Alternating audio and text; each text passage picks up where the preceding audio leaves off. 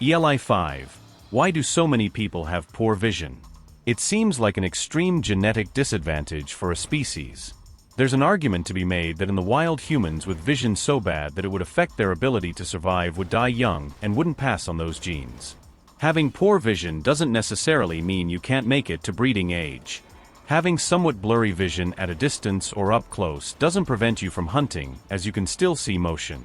Humans are also pack hunters, meaning that the group can take advantage of its individual strengths to succeed. Someone who can't see well at a distance might yet be more intelligent, for example, or have better hearing. There's an interesting theory that human skulls are actually deformed. Skulls from as recently as 15,000 years ago had much larger jaws than today, having a more ape-like appearance. As humans began to farm and process food, we spent a lot less time chewing, and our jaws stopped developing the large muscles needed for chewing hard and unprocessed food. This resulted in humans having deformed skulls.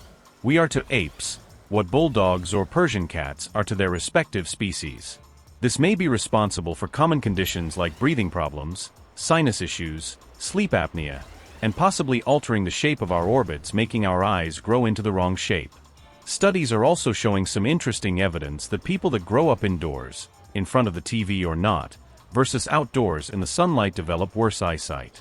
So many of these problems with our vision may in fact be self-afflicted due to our modern living standards.